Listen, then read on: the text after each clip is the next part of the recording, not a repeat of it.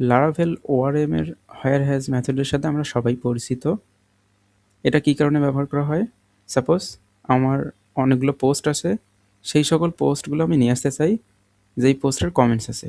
এই কাজটা আমরা শুধু হ্যাজ মেথড দিয়েও করতে পারি, বাট হোয়ার হ্যাজ মেথডটা প্রয়োজন পড়ে যখন আমি আমার রিলেশনের ভিতরে কোনো এক্সট্রা কুইরি দিব।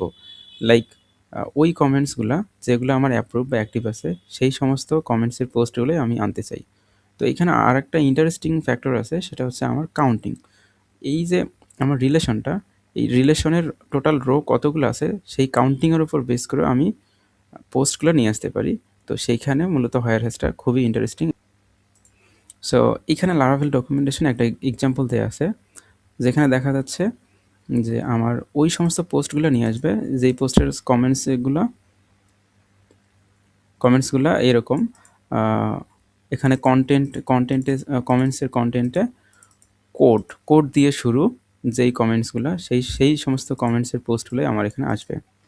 এখন এইখানে নিচে আর একটা এক্সাম্পল তারা দিয়েছে যে আমার ওই সমস্ত কমেন্টসগুলো যেইটা 10টা বা তার বেশি কমেন্টস আছে যেই পোস্টগুলোতে, সেই পোস্টগুলোই আমার নিয়ে আসবে। তো এই যে কাউন্টিংটা, এই কাউন্টিংটা রিয়েল লাইফে খুবই ইউজফুল।